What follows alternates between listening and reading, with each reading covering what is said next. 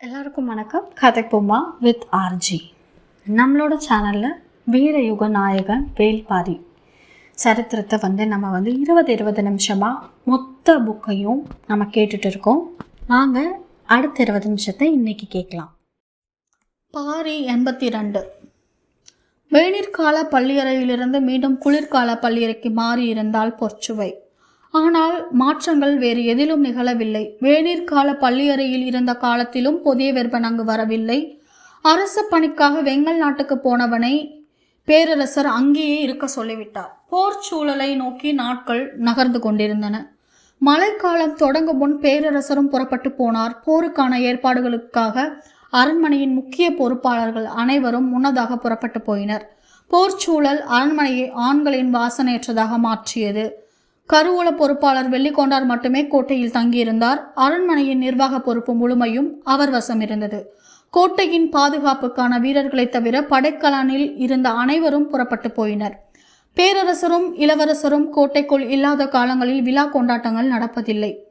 தெய்வ வழிபாட்டு சடங்குகள் மட்டுமே வழக்கம் போல் நடந்தன. அரண்மனையின் அன்றாடம் என்பது ஆடம்பரமற்றே இருந்தது. இந்த புற சூழல் எதுவும் பொற்சுவையின் அகத்துக்குள் எந்த மாற்றத்தையும் ஏற்படுத்தவில்லை. அவளது நாட்கள் வழக்கம் போலவே கழிந்தன. ஒரு பகல் பொழுதில் சுகமதியை அழைத்து கொண்டு அரண்மனையின் வெவ்வேறு மாளிகைகளை பார்த்து வந்தாள். தனித்து இருந்த அழகிய மாளிகை ஒன்று அப்போது அவளின் கண்ணில் பட்டது. கடல் அலைகள் இடைவிடாது சுருண்டு மேலெழுவது போல் மாளிகையின் வெளிப்புற சுதை வேலைப்பாடுகள் இருந்தன. அலையை மேல் தோல் என போத்தியிருக்கும் அந்த மாளிகையை பார்த்ததும் உள்ளே நுழைய வேண்டும் என ஆசை கொண்டாள். கடல் அலையின் தழும்பல்களை காலம் முழுவதும் உணர்ந்தவள் அவள். அதை பார்த்ததும் கால்கள் தன்னியல்பில் அந்த மாளிகையை நோக்கி நடக்க தொடங்கின. அது என்ன மாளிகை என்று உடன் இருக்கும் சுகமதிக்கு தெரியும். எனவே அங்கு போவதை தவிர்க்க முயன்றாள். ஆனால் அதற்குள் மாளிகையின் வாசல் அருகே வந்துவிட்டாள் பொற்சுவை. இளவரசி திடீரென அங்கு வருவாள் என பணிப்பெண்கள் எதிர்பார்க்கவில்லை. முத்துக்கள் பதித்த விரி வடிவ தட்டுக்களை எடுத்து வந்து அவளை வரவேற்க ஏற்பாடு செய்தனர். ஆனால் அதற்குள் பொற்சுவை மாளிகையின் உள்ளே நுழைந்து விட்டாள். நிலைச்சுவரிலும் தரையிலும் பளிங்கு கற்கள் பாவப்பட்டிருந்தன. ஓவியங்களும் மர வேலைப்பாடுகளும் மனித கற்பனைக்கு எட்டாத பேரழகு கொண்டு விளங்கின. எங்கும் இசைக்கருவிகள் நிறைந்திருந்தன. வியந்து பார்த்த பொற்சுவை இது என்ன மாளிகை என கேட்டார். சொல்வதற்கு சற்றே தயக்கத்தோடு சுகமதி நின்றிருந்த போது அருகில் இருந்த தலைமை பணிப்பெண் சொன்னால், இந்த மாளிகையின் பெயர் பாண்டரங்கம். பெயர் கேட்டதும் நீலவல்லிதான் நினைவுக்கு வந்தாள். திருமணத்துக்காக கட்டப்பட்ட பாண்டரங்கில்தான் நீலவல்லியோடு மகிழ்ந்து கிடக்கிறான் புதியவர்பன் என்று பலமுறை கேள்விப்பட்டுள்ளாள். இந்த மாளிகையில்தான் தேவவாக்கு விலங்கின் வடக்கிற்கும் ஆற்றல் கண்டறியப்பட்டது என்பதையும் அறிவாள்.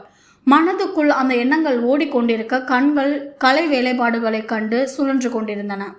நிமிர்ந்த மேற்கூரையை பார்த்தால் அங்கும் வானியல் காட்சிகள் வரையப்பட்டிருந்தன. காலத்தை வசப்படுத்தும் மனித முயற்சிகள் அவளுக்கு சிரிப்பையே வரவழைத்தன. பார்த்தபடியே இடதுபுறமாக திரும்பினால் மேடை ஒன்றில் மகர யாழ் வைக்கப்பட்டிருந்தது. அதற்கு சற்று தள்ளி மாளிகையின் நடுவில் விளக்கு ஒன்று இருந்தது.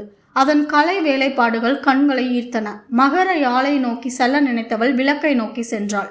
பணிப்பெண் அருகில் வந்து சொன்னால், மிக சிறந்த கலை வேலைப்பாடுகளை கொண்ட விளக்கு இது. காமன் விளக்கு என்று இதை சொல்வார்கள் இளவரசி. காதலுற்ற பெண் ஒருத்தி வலது கையை பக்கவாட்டில் சற்றே உயர்த்தி பிடித்திருக்கிறாள். அவளின் உள்ளங்கையில் அகல் விளக்கு இருக்கிறது. இடது கையை மார்போடு அணைத்தபடி வைத்திருக்கிறாள். அந்த கை ஒரு மலரை பிடித்து கொண்டிருக்கிறது. அவளின் பேரழகில் மயங்கிய காதலன் அவளின் முகம் பார்த்தபடி அணுக்கமாய் மயங்கி நிற்கிறான். அந்த சிலையை உற்று பார்த்தபடியே நின்றாள் பொற்சுவை. பணிப்பெண் சொன்னால், இந்த விளக்கில் சுடரேற்றி பார்க்கும் போதுதான் இதன் முழு சிறப்பும் தெரிய வரும் இளவரசி. சரி என தலையசைத்தாள் பொற்சுவை. அரங்கின் பிற பகுதிகளில் இருந்து வரும் ஒளியை திரைச்சீலையை இறக்கி மறைத்தார்கள். பாண்டரங்கில் இருள் நிறைந்தது. பணிப்பெண்கள் காமன் விளக்கில் சுடரேற்றினார்கள்.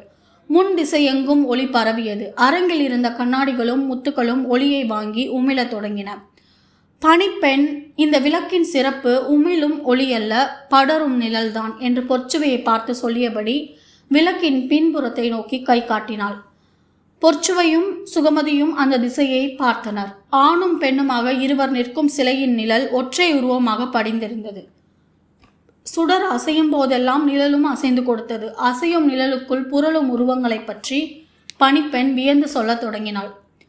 கையை உயர்த்தி அவளின் பேச்சை நிறுத்திய பொற்சுவை திரைச்சீலைகளை உயர்த்துங்கள் என்றாள். சற்றே அதிர்ந்த பணிப்பெண்கள் திரைச்சீலைகளை விலக்கினர். பாண்டரங்கம் மீண்டும் ஓலிக்கொண்டது. சிலையின் அருகில் இருந்தபடி உற்று பார்த்து கொண்டே இருந்த பொற்சுவை சிறிது நேரம் கழித்து சொன்னால், இந்த சிலையின் சிறப்பு வலது கையில் ஏந்தி பிடித்துள்ள விளக்கோ படரும் நிழலோ அல்ல. அனைவரும் வியந்து பார்த்தனர். இடது கையில் மார்போடு அணைத்து பிடித்திருக்கும் அந்த மலர்தான். சுகமதி அப்போதுதான் அந்த மலரை உற்று பார்த்தாள். இந்த சிலையை வடித்த சிற்பி யார்? பணிப்பெண்களுக்கு தெரியவில்லை. கேட்டு சொல்கிறோம் இளவரசி, விரைந்து தெரிவியுங்கள் என்று சொல்லி பாண்டரங்கம் விட்டு வெளியேறினாள். வரும் வழியில் சுகமதி கேட்டால், அந்த மலரின் சிறப்பு என்ன இளவரசி? அந்த காதலர்களின் முகங்களை பார்த்தாயா? உள்ளுக்குள் இருந்து பெருகும் பேரன்பால் மலர்ந்திருக்கின்றன. விளக்கில் சுடரை ஏற்றாத போதும் அந்த முகங்கள் மலர்ந்து இருக்கின்றன. அப்படி என்றால் அந்த மகிழ்வுக்கு காரணம் விளக்கன்று, வேறேதோ காரணம் இருக்க வேண்டும் என தோன்றியது. அப்போதுதான் அந்த மலரை உற்று கவனித்தேன். அது தனித்துவமிக்க மலர். அதன் கீழ் இதழ்களின் அடிப்பகுதியில் சிறு சிறு வேர்கள் இருப்பதைப் போல சிற்பி வடித்துள்ளான் என்றாள். மலரின் இதழ்களில் எப்படி வேர் இருக்கும்? வேரில் காய்கள் காய்க்கும், மலர்கள் மலருமா என்ன? நானும் இதுவரை கேள்விப்பட்டதில்லை. ஆனால் வேரில் மலரும் தன்மை கொண்ட ஏதோ ஒரு அதிசய மலர் உள்ளது.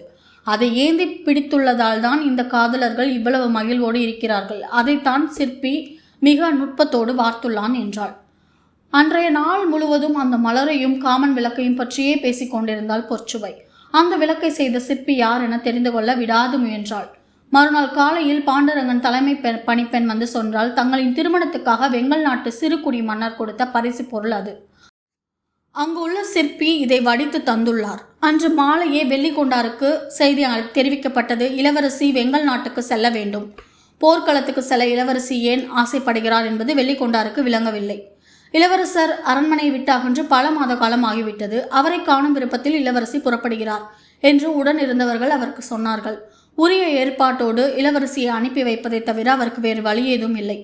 தகுந்த பாதுகாப்போடு இளவரசியை அழைத்து செல்லும் பொறுப்பு செவியனுக்கு வழங்கப்பட்டது. அரண்மனையின் நிர்வாக பொறுப்பில் இருக்கும் செவியன் தான் வெங்கல் நாட்டுக்கு பல முறை சென்று வந்த அனுபவம் கொண்டவன். எனவே வெள்ளிக்கொண்டார் அவனை தேர்வு செய்தார். 3ஆம் நாள் அதிகாலை தேர் புறப்பட்டது. தோழிகள் புடைசூழ, அன்னவர்கள் காவல் கொள்ள, அவர்களை கடந்து வீரர்கள் அணிவகுக்க செவியன் தலைமையில் பயணம் தொடங்கியது. செவியனின் குதிரையே முன்னே பாய்ந்து சென்றது. ஆனால் அவனது மனம் குழப்பத்தில் இருந்தது. கடந்த முறை வெங்கல் நாட்டிலிருந்து இளமாறனை மதுரைக்கு அழைத்து வந்தது செவியன்தான். ஆனால் அவனால் அழைத்து வரப்பட்டவன் மீண்டும் உயிரோடு வெங்கல் நாடு திரும்பவில்லை. இப்போதோ இளவரசியை வெங்கல் நாடு நோக்கி அழைத்து செல்கிறான். இந்த பயணம் எப்படி அமையப் போகிறதோ என்ற குழப்பத்தில் தவித்தது அவனது மனம். விரைந்து பயணித்தனர். குதிரைகள் இளப்பாறுதலுக்காக அங்கங்கே நிறுத்தப்பட்டன. அப்போதெல்லாம் தேர் விட்டு இறங்கி வெளியில் வரும் இளவரசி சற்று தொலைவு நடந்து இயற்கையின் காட்சிகளை கண்டு மகிழ்ந்தாள். மழைக்காலம் முடிவுற்ற நேரம் இது. வயல்வெளி எங்கும் உழவு தொழில் செழிப்புற்று இருக்க வேண்டிய காலம் இது. ஆனால் காட்சிக்கு அப்படி தெரியவில்லை. அந்த வழி சென்ற 2 பெண்களை அழைத்து கேட்டாள் பொற்சுவை. ஊர்களில் ஆண்கள் இருந்தால் தானே உழவு தொழிலை செய்ய முடியும். எல்லோரையும் போர்க்களத்துக்கு அனுப்ப சொல்லி அரச உத்தரவு. பிறகு எப்படி பயிர் செய்ய முடியும் என கேட்டுவிட்டு நடந்தனர் பெண்கள். செல்லும் வழியில் எதிர்ப்படும் ஊர்களில் தேர் நின்றது. பெண்களும் குழந்தைகளும் வயோதிகர்களும் மட்டுமே ஊர்களில் இருந்தனர். நீரும் வயலும் இருந்தும் பயிரை விளைய வைக்க முடியாத கொடுமையை பார்த்து கொண்டே கடந்தாள். கொள்ளர், தச்சர், பரம்பர் என எவரும் ஊரில் இல்லை. எல்லோரும் போர்க்களம் சென்று விட்டனர். தானியங்களை சேமிக்க வேறு வழியின்றி இருக்கும் சின்னஞ்சிறு ஊர்களில் எல்லாம் கோடை காலத்தை பற்றிய கவலை இப்போதே வர தொடங்கிவிட்டது. ஏறக்குறைய எந்த ஊரும் இந்த ஆண்டு முழுமையான அறுவடையை செய்யவில்லை. வரப்போகும் காலம் எவ்வளவு கொடுமையாக இருக்கப் போகிறது என்பதை ஒவ்வொருவரின் கண்களிலும் கண்டால் பொற்சுவை. 2ஆம் நாள் பயணத்துக்கு பிறகு அவள் மனிதர்களை பார்ப்பதை தவிர்த்தாள். காட்சிகள் மனதை கலங்கடிப்பவனாக இருந்தன. எனவே திரைசீலை விளக்காமல் பார்த்து கொண்டாள். தொடர்ந்து பயணித்து வெங்கல் நாட்டு மாளிகையை அடைந்தனர். பாண்டிய நாட்டு இளவரசியின் திடீர் வரவு வெங்கல் நாட்டு அரண்மனையை திகைப்புற செய்தது. புதிதாக கட்டப்பட்ட மாளிகை ஒன்றில் அவள் தங்க வைக்கப்பட்டாள். போர்க்களம் பல காத தொலைவு தள்ளி இருக்கிறது. செவியன் அங்கு சென்று மயூர் கிளாரை காண முயன்றான். ஆனால் அதற்கு வாய்ப்பில்லை என தெரிந்தது. மயூர் கிளாருக்கு செய்தி அனுப்பப்பட்டது. அவர் வரும் வரை காத்திருந்தனர். 2ஆம் நாள் தான் செய்தி மயூர் கிளாரை எட்டியது. அவன் காலாட்படையின் வடகோடியில் இருந்தார். செய்தியை அவர் முதலில் நம்பவில்லை. உலகின் பேரழகி என வர்ணிக்கப்படும் பாண்டிய நாட்டு இளவரசி தனது அரண்மனைக்கு வந்துள்ளாரா? வியப்பு நீங்காமல் குதிரையை விரைவுபடுத்தினார். புதிய வெப்பன் மதுரை கோட்டையிலிருந்து நீங்கி பல மாத காலம் ஆகிவிட்டது. அதனால்தான் இளவரசியாரும் புறப்பட்டு இங்கு வந்துள்ளார் என்று எண்ணியபடியே அவள் தங்கியுள்ள மாளிகையை அடைந்தார். பாண்டிய நாட்டு வழக்கப்படி நுண்ணிலை பட்டு சரடுகளான திரை சீலைகள் அலை அலையாய் மறைத்திருக்க அப்பால் நின்றிருந்த இளவரசி திரை விலக்கி வெளியே வந்தாள். தலை தாழ்த்தி வணங்கிய அவர் இளவரசியின் வருகையை வர்ணித்து கூறிய வார்த்தைகளை முடிக்க நீண்ட நேரமானது. பொற்சுவை மகிழ்ந்து அவரது வரவேற்பை ஏற்றாள். அமைச்சர் முசுகுந்தரிடம் நான் வந்துள்ள செய்தியை தெரிவியுங்கள். அவர் பொருத்தமான நேரத்தில் பேரரசரிடமும் இளவரசரிடமும் இந்த செய்தியை சேர்ப்பார் என்றாள். உத்தரவு இளவரசி, அவ்வாறே செய்கிறேன் என்று கூறி புறப்பட ஆயத்தமான மயூர் கிழாரை நோக்கி சுகமதி கேட்டாள், இளவரசியாரின் திருமணத்துக்கு காமன் விளக்கை பரிசாக தந்தீர்கள் அல்லவா? அந்த விளக்கை செய்த சிற்பி எங்கே? மயூர் கிழார் உள்ளுக்குள் மகிழ்ந்தார். இந்த மாளிகைக்கு இளவரசர் வரும் நாளன்று காமன் விளக்கு இங்கு இருக்க வேண்டும் என இளவரசி விரும்புவதாக எண்ணிக்கொண்டார். உடனடியாக அதற்கு ஏற்பாடு செய்கிறேன் என்று கூறிய மயூர் கிழார் அரண்மனையின் தலைமை சித்திரக்காரர் சூழல் தத்தனை அழைத்து காராளி எங்கு இருந்தாலும் அழைத்து வர உத்தரவிட்டு போர்க்களம் திரும்பினார். அரண்மனையின் தலைமை சித்திரக்காரர் குழல் தத்தனை அழைத்து காராளி எங்கு இருந்தாலும் அழைத்து வர உத்தரவிட்டு போர்க்களம் திரும்பினார்.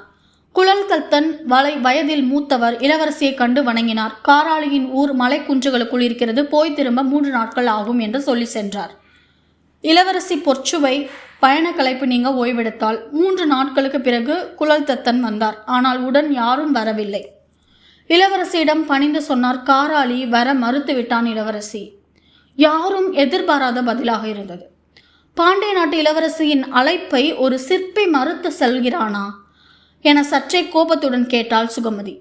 குழல் தத்தன் பேச்சற்று நின்றார். ஏன் மறுத்தான் என கேட்டாள் பொற்சுவை. குழல் தத்தன் எந்த விளக்கமும் சொல்லாமல் நின்றார். மீண்டும் கேட்டால் பொற்சுவை. காரணத்தை சொல்வதன்றி குழல் தத்தனுக்கு வேறு வழி இல்லை. வாக்கு தவறியவனின் சொல்லுக்கு மதிப்பளிக்க மாட்டோம் என காராளி கூறுகிறான். பொற்சுவைக்கு புரியவில்லை. வாக்கு தவறியது யார் என கேட்டாள்.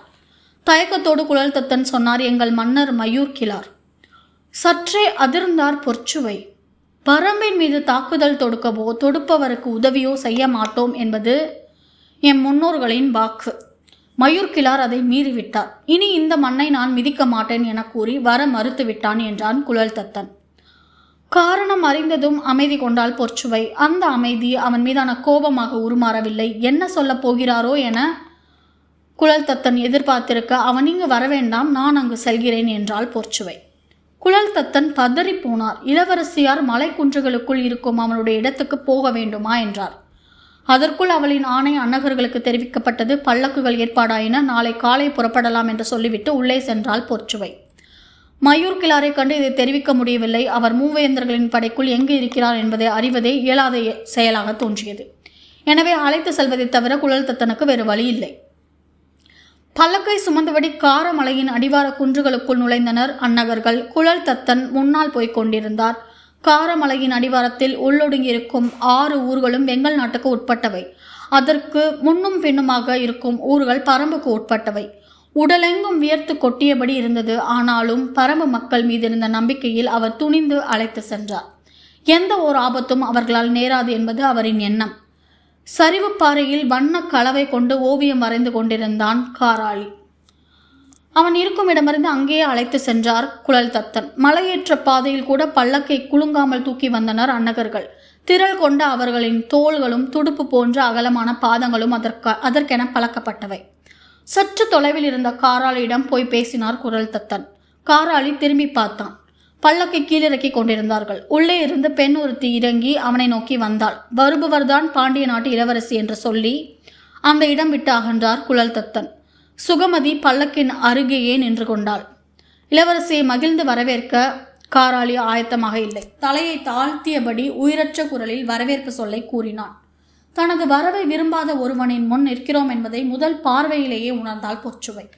ஆனாலும் என்ன அவனது கலை என்னை இங்கே வர வைத்திருக்கிறது. வாக்கு மீறியவன் மன்னனே ஆனாலும் அவன் மாளிகைக்கு வரமாட்டேன் என்று சொல்லும் துணிவு பிடித்திருக்கிறது.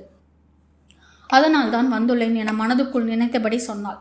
நீ வடித்து தந்த காமன் விளக்கு மிக சிறப்பாக இருக்கிறது. 1.5 ஆண்டுகளுக்கு முன் செய்து தந்த விளக்கை பற்றிய நினைவு வந்தது. எல்லோரையும் போல அதன் சிறப்பை அறியாமலேயே சிற்பித்து கூறும் இன்னொருவர் என நினைத்தபடி நன்றி என்றான் தலை நிமிராமல். அந்த சிலையின் அழகு சுடரில் ஒளியேற்றும் போது இணைந்து விழும் நிழலில் இருப்பதாக கூறினர். ஆனால் எனக்கு அவ்வாறு தோன்றவில்லை என்றாள். சற்றே வெளிப்பொற்றான் காராளி. தாழ்த்தி இருந்த தலையை மெல்ல உயர்த்தி இளவரசியை பார்த்தான். உங்களுக்கு என்ன தோன்றியது என்று கேட்டான். அவள் இடது கையில் பிடித்திருக்கும் மலரில்தான் அந்த சிலையின் உயிர் இருப்பதாக நினைக்கிறேன். வியப்புற்று விரிந்தன கண்கள். காராளி சொற்களின்றி அவளின் முகம் பார்த்தபடியே நின்றான். நான் சொல்வது சரிதானா என கேட்டாள். சற்று இடைவெளிக்கு பிறகு எப்படி கண்டறிந்தீர்கள்? நீ விளக்கில் வடித்துள்ள சிலைகள் அவ்வளவு உயிர்ப்போடு இருக்கின்றன. அவர்களின் முகங்களில் இருக்கும் மகிழ்வை வார்த்தைகளால் சொல்ல முடியாது. அதற்கு காரணம் இடது கையில் ஏந்தி இருக்கும் மலர்தான். அவள் அதை உயிரென காத்து வைத்திருக்கிறாள். ஆம், அதுதான் மலர்களிலே அதிசிறந்தது. காதலின் குறியீடாக மலை மக்கள் போற்றுவது. பெருவியப்போடு பொற்சுவை கேட்டால் என்ன மலரது? அதன் சிறப்பு என்ன? முகம் மலர்ந்து காராளி சொன்னான். நிலத்தில் பூக்கும் பூக்கள் எல்லாம் ஒரு முறைதான் மலர்கின்றன, பிறகு காய்ந்து உதிர்ந்து விடுகின்றன.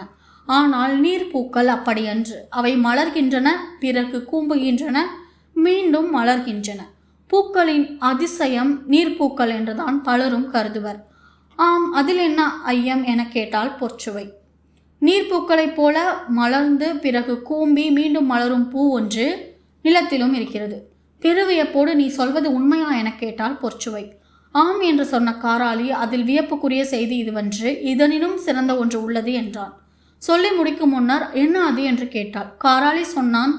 முளைக்கும் பயிர் நிலத்தை முண்டி மேலே வருவதைப் போல வேரிலிருந்து முளைக்கும் இந்த மலர் நிலத்தை முண்டி மேலே வந்து மண்ணோடு மலரும். இதன் வியப்புக்குரிய குணம் என்னவென்றால், மனிதர்கள் யாரேனும் அருகில் போனால் மலர்ந்த அதன் இதழ்களை மீண்டும் கூப்பி உள்ளே இழுத்து கொள்ளும். அதன் மேல் இதழ்களில் சிறு சிறு முற்கள் இருக்கும். பார்ப்பவர்கள் ஏதோ முள்காய் மண்ணுள் கிடக்கிறது என நினைத்து கடந்து போய்விடுவார்கள் என்றான். பொற்சுவை அசையாமல் கேட்டுக்கொண்டிருந்தால் காராளி பேச்சை நிறுத்தி அமைதியானான். அப்படியென்றால் மனிதர்கள் இதை பார்க்கவே முடியாதா? முடியும். பேரன்பால் ஒன்று கலர்ந்த காதலர்கள் மண்ணுள் புதைந்திருக்கும் இதன் அருகே உட்கார்ந்து ஈசல் புற்றை மெல்ல ஊதுவது போல மூச்சுக்காற்றால் ஊத வேண்டும். காதல் இணையர்களின் மூச்சுக்காற்று பட பட கொஞ்சம் கொஞ்சமாக இந்த மலர் மலர்ந்து வெளிவரும் என்று சொல்வார்கள். பொற்சுவையின் உடல் நடுங்கி அடங்கியது. நீ சொல்வது உண்மையா? ஆம் என்றான் காராளி. இதன் ஆதி பெயர் நிலமொரண்டி. ஆனால் காதல் மலர் என்றால்தான் காட்டில் உள்ளவர்களுக்கு தெரியும். பொற்சுவை சொல்லின்றி நின்றாள். பாரியும் ஆதினியும் தங்களின் மூச்சுக்காற்றால் மலர வைத்த காதல் மலரை ஏந்தி நின்றார்கள் என்று என் ஆசான் ஒரு முறை கூறினார். அந்த காட்சியை நான் கற்பனையாக வரைந்திருந்தேன். மயூர் கிளார் புதுமையாக ஏதாவது பரிசு பொருள் செய்ய வேண்டும் என்று சொன்னபோது அந்த ஓவியத்தையே விளக்காக வடிவமைத்தேன். எல்லோரும் சிலை அமைக்கப்பட்ட கோணத்தால் நிழல் படர்வதைத்தான் கவனித்தார்களே தவிர கையில் ஏந்திருக்கும் காதல் மலரை யாரும் கவனிக்கவில்லை. நீங்கள் மட்டுமே அந்த அதிசய மலரை கண்டறிந்திருக்கிறீர்கள் என்றான். மூர்ச்சையாவதைப் போல தாக்குண்டு நின்றால் பொற்சுவை. நீ வடித்துள்ள சிற்பத்தில் இருப்பது பாரியும் ஆதினியுமா? அவர்களை நினைத்துதான் அந்த ஓவியத்தை வரைந்தேன். அந்த ஓவியம் கொண்டே சிற்பத்தை உருவாக்கினேன். அப்படியெனில் அதில் இருப்பது அவர்கள்தானே? மிரட்சியிலிருந்து மீள முடியவில்லை. பாண்டிய பேரரசின் பாண்டரங்கத்துக்குள் இத்தனை காலமாக இருப்பது பாரியின் சிலையா? கலங்கி நின்றாள் பொற்சுவை. மனங்களை வெல்லத் தெரிந்தவன் ஒருபோதும் தோல்வியடைய மாட்டான். நாடுகளையும் கடந்து கலைகளால் அவன் வாழ்வான். இன்னும் எத்தனை 100 ஆண்டுகள் கழித்தும் மனமொன்றிய காதலர்கள் நிலமுரண்டியை கண்டு மூச்சுக்காற்றை ஊதினால் பாரியும் ஆதினியுமே இதழ்களாய் விரிவார்கள் என்றான் காராளி. கலங்கிய கண்களோடு பேச்சென்று நின்றாள் பொற்சுவை. அவளின் ஆள் மனதுக்குள் மூச்சுக்காற்று ஊதப்பட்டு கொண்டிருந்தது. ஆனால் புதைந்து போன அவளது காதல் மலர் இதழ் விரித்து மேலெழவில்லை. சற்றே அதிர்ச்சியாகி நின்றாள். காலம் கடந்து விட்டது என தோன்றியது. மூச்சுக்காற்றின் ஓசை மட்டும் கேட்டபடி இருக்க அந்த இடம் விட்டு மெல்ல நகர்ந்தாள். எதுவும் சொல்லாமல் போகிறாரே என நினைத்த காராளி பொற்சுவையை பார்த்து கூறினான். நாங்கள் 6 ஊர்க்காரர்களும் வெங்கல் நாட்டை சேர்ந்தவர்கள்தான். ஆனால் வாக்கு தவறியவனுக்காக வில்லைந்த மாட்டோம் என்று உறுதி கொண்டுள்ளோம். எனவே போர்க்களம் புகப்போவதில்லை. தங்களுக்கு விருப்பமானதை சொல்லுங்கள் இளவரசி, செய்து தருகிறேன். தள்ளிப்போன பொற்சுவை கண்களை துடைத்தபடி திரும்பினாள். முகம் மெல்ல மலர்ந்தது. காராளியை பார்த்து சொன்னால், எனக்கு வேண்டியதை நீ தந்துவிட்டாய். அவளது புருவங்கள் இசைவாய் வளைந்து கீழிறங்குவதும் இமையோரத்து மயிர்கால்கள் அதை எவ்வி பிடிக்க முயல்வதும் யாராலும் வரைய முடியாத ஓவியம் போல் இருந்தன. அந்த அழகிய விழிகளை விட்டு காராளியின் கண்கள் விலகவில்லை. பேச்சென்று நின்ற காராளியை பார்த்து, என்ன என்றால் பொற்சுவை. இந்த உலகில் வரைய முடியாத ஓவியங்கள் இருக்கும் வரை ஓவியன் வரைந்து கொண்டே இருப்பான் என்று சொல்லி மீண்டும் வண்ண கலவையை கையில் ஏந்தினான் காராளி. இதோட பரம்பு மலையின் நாயகன், இயற்கையின் நண்பன் வேள்பாரியோட நம்ம பண்ணிகிட்ருக்கிற பயணத்தை, இன்னைக்கான பயணத்தை இதோட நம்ம முடிச்சுக்கலாம். நாளைக்கு மேற்கொண்டு ஆரம்பிக்கலாம். இந்த பதிவு உங்களுக்கு பயனுள்ளதாக இருந்துச்சுன்னா கதைப்போமா வித் ஆர்ஜி சேனலை லைக் பண்ணுங்கள், ஷேர் பண்ணுங்கள், கமெண்ட் பண்ணுங்கள், கண்டிப்பாக சப்ஸ்கிரைப் பண்ணுங்கள். தேங்க்யூ.